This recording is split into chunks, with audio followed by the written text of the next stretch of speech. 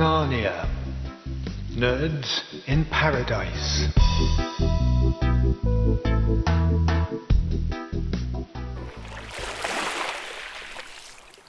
One sleepy, sun-drenched Bananian morning found Rachel Nickleby lying face down on a seaside rock overlooking a little tide-trapped pond. She was watching some small fish, but being Diggybeat director Nigel's mother, Rachel wasn't just idly watching. She was carefully analysing the way the fish moved, splashed, and reacted to each other.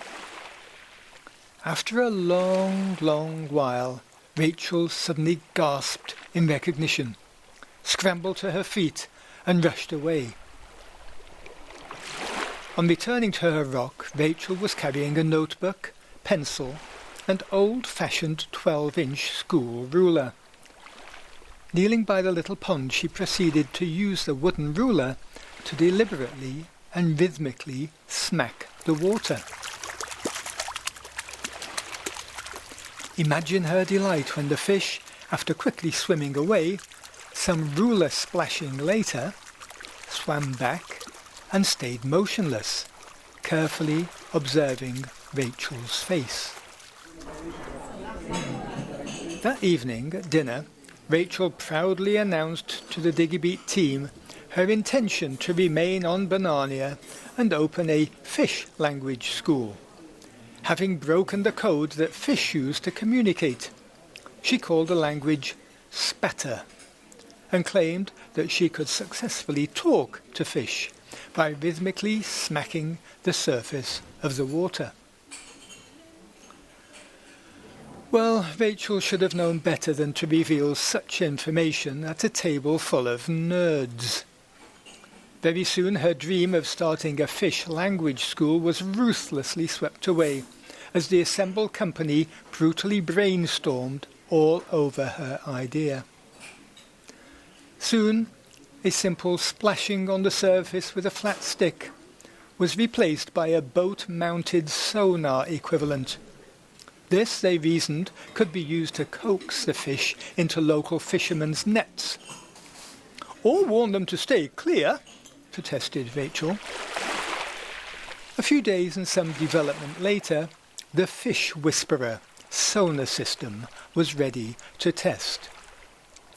Off sailed a select crew, including Rachel of course, in their ancient lifeboat, the Floating Digit. At first, the device seemed to work, with some fish approaching the boat, then swimming quickly away when the warning signal was transmitted. Disappointingly though, just a few fish had responded, when the crew knew that the whole area was completely teeming with fish. Then, in one of those eureka moments, they realised what the problem was. Nautical soup. Plastic waste floating between the boat and the fish was deadening the sound waves, causing the equivalent of fish deafness. Meanwhile, a few thousand feet above them, two hopeful but somewhat apprehensive faces looked down on the sun-soaked island of Banania as it slid reluctantly beneath the wing of their jetliner. Some months earlier, a US government media scanning agency had intercepted a slightly optimistic blog and picked up news of Banania's CARICOM intentions. Well, old habits die hard, so still being suspicious of any international organisation with a COM in its name, it was decided to send 2 agents to Banania to investigate. Sadly, the level of economising which had kicked in ensured that 2 of the cheapest and most incompetent freelancers were assigned to the mission. So, after they would land at St. Biggles International Airport with an appropriately fabricated story, both men, conveniently codenamed Bobby and Robbie, hoped to take the ferry to Banania the very next day. At that very moment, though, in their ancient lifeboat on the Caribbean Sea, some nautical miles behind them, our heroes were desperately attempting to clear up the plastic waste, which foiled their attempts to communicate with the fish. Realizing that the huge amounts of plastic soup made their task hopeless, someone had the bright idea of simply turning up the transmitter's volume. Seeing that the increased volume seemed to attract more fish, Rachel Nickleby got a little carried away, believing that if more volume worked, then much more volume would work much better. To the horror of the assembled technicians, she reached over and simply turned the volume control wide open. The effect was both immediate and devastating. Before the crew could lower the volume again, up to the surface floated a multitude of stunned fish. 3 scuba divers, and worst of all, a passing nuclear submarine. It was then unanimously decided, before any official inquiries could be launched, that Rachel Nickleby's stay on Banania had now come to a definite end. Slightly jaded from what they considered to be a long journey, on arriving at St. Biggles International Airport, Bobby and Robbie, the 2 American agents, like everybody else, were subjected to the standard airport security check. This included standing in a scanner port after first removing their special shoes. Because neither was particularly adept at international diplomacy, and they were concerned that some of their interesting equipment would be discovered, both spies began complaining that they had already been screened before leaving DC, so obviously someone was making a mistake. Airport personnel the world over share a common affection for loudly complaining passengers who suggest that they're not doing their job properly, especially when it's the last flight of a long, hot working day. Though both men were theoretically in transit to another island, Bobby and Robbie were escorted to a special room, where they were to be interviewed by a senior immigration official, and their baggage would be thoroughly inspected. Well, Bobby and Robbie waited for over an hour for the aforementioned official to arrive, during which time the airport grew increasingly quiet, due to most of the airport personnel having left to go home. But as darkness approached, so did a cleaning lady, who demanded to know what they was doing there, cluttering up a room which was about to give a good going over.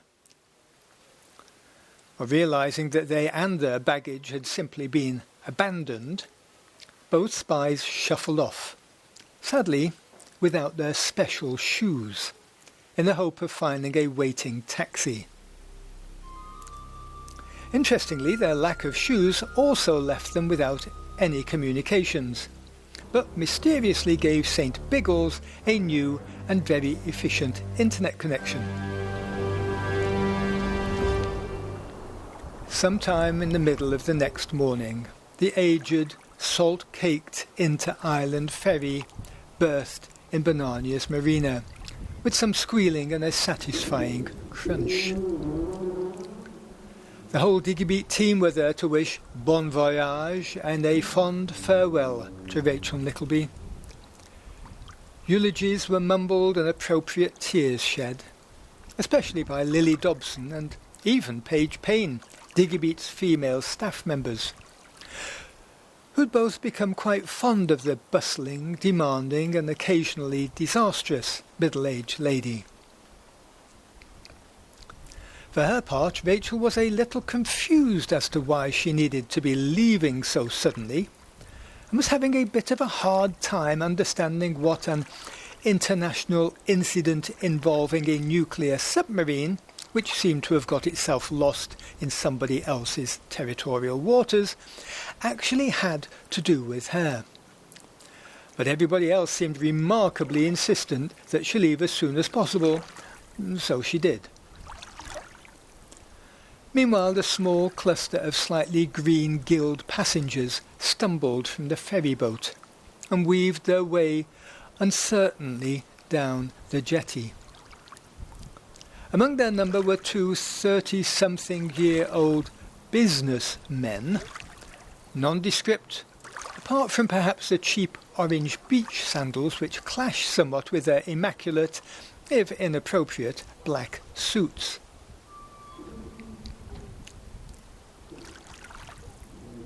Eventually, the US sent a frigate to investigate the disappearance of their agents. Unfortunately for them, though, St. Hilda's part-time harbour master was also head waiter at Banania's only posh restaurant. Relishing a real opportunity to exercise his sadly underused authority, he politely but firmly refused the vessel entrance to the almost empty marina. It didn't have a prior reservation.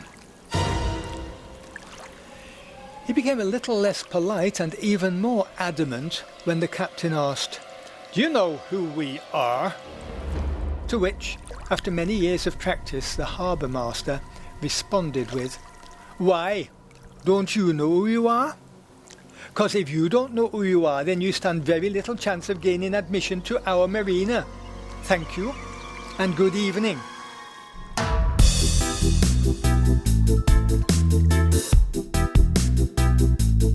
That was Banania. Please subscribe via Apple Podcasts or your favourite podcast provider. And for more information, visit bananiapodcast.com.